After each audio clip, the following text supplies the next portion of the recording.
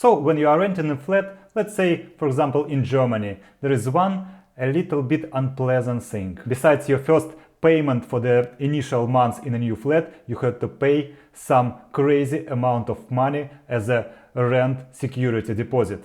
Why did I use word crazy? Did you see flat prices in Germany and now multiply it by 3? And in this video we're gonna talk about this security deposit in Germany, or how it sounds, Kaution. We will talk about why is it needed at all? How big can it be? Do you need to pay whole amount at once, or do you have to pay it at all? Because there are also some different options. How to transfer the security deposit in a right way to avoid problems afterwards, and how to finally get it back desirably in a full amount. So why the rent security deposit is actually needed? This money serves as a security for the landlord in case of damage or some missing payments for the flat. I think we both understand that tenant can simply pack his things and leave in some undefined direction without notifying anybody. And the flat can be fully destroyed. And there can be also some debts there. But who cares? This is now a landlord's problem. Interesting, but I hear such stories pretty often. Did you think about this also? So exactly for such situation, this security deposit exists. How big flat security deposit can be? According to German laws, it cannot be more than 3 monthly payments for the flat. That's it. Short and simple. This is law. And how to transfer the deposit in a right way? I strongly suggest to transfer money only after following things have happened. First one, you have a signed contract, signed from the both sides, and you have it physically, holding papers in your hand. You have been physically inside the flat. In some cases it does not happen, but it's very desirable. For example, it does not happen if you are looking for your first flat in Germany while being abroad. Of course, in this case you cannot get inside before actually transferring any money. But in such cases I strongly suggest you to cooperate with agencies, not with private persons. So again, you should be able to get inside the flat before you transfer any money. The next thing, if you communicate directly with landlord, you should have seen him physically again and seen his documents. Of course, if you are communicating with rental agency, this should be a real rental agency. But frankly speaking, in Munich, for example, I never had cases about some fake rental agencies, because they are not so many. And the last thing, usually the landlord requires you that you transfer this deposit before the flat handover appointment. So at least this appointment has to be made and the exact date should be specified. Only if all those conditions are made, you transfer money. In my opinion, I guess the most important one is you have physically signed contract and you've been inside the flat. And better to transfer this deposit via bank transfer, because in the reference message you can very clearly describe for what those money are transferred and for whom. Afterwards, it will be your very strong proof that you really paid those money. Why I'm telling you all this? Because most frauds are related to stealing your deposit. So usually it looks like you pay deposit and you never get an appointment and never get the flat. I will make a separate video about how it works and even show you some examples. Do you need to pay all amount of flat security deposit at once? The answer is no. Even if you signed a contract where it stated that you should do it with single payment. There is a law which gives you possibility to pay this deposit in 3 installments within 3 months. So usually it looks like you pay your initial months and with this 1/3 of the deposit, and then do the same thing the next 2 months. And since this is the law, the corresponding contract clause is not valid here. Landlord cannot terminate the contract based on this reason. And frankly speaking, from my experience, I never saw how this right is implemented in the real life, because I imagine the situation. For example, landlord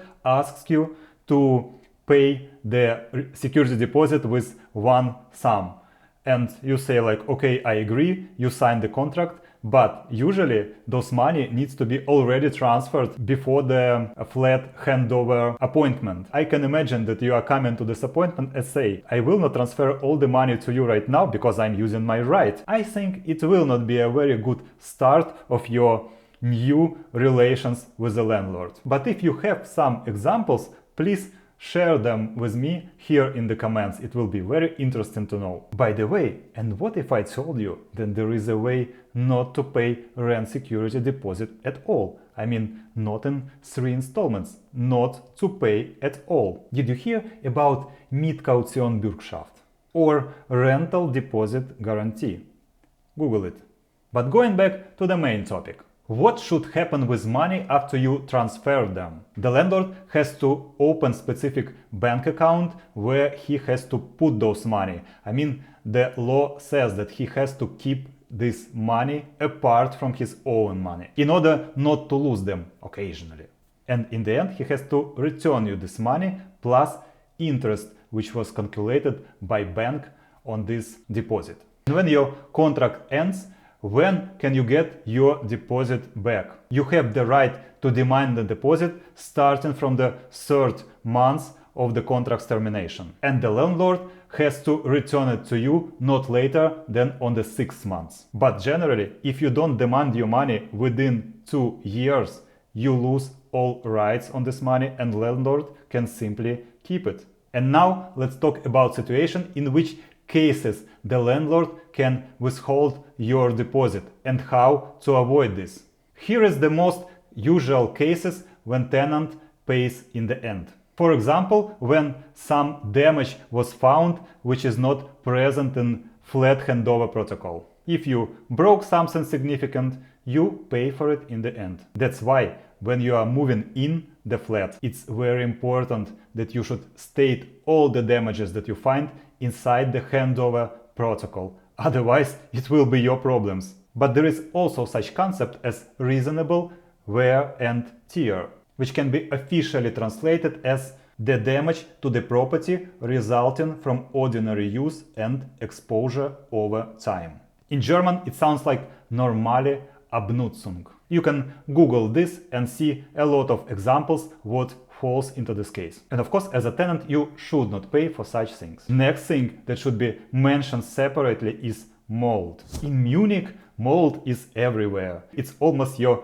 friend who lives in any flat if it's located in the house which was built more than 30 years ago. You know that mold disinfection service may cost you 2,000 euro. So if you noticed the mold, don't let it grow. Kill it immediately.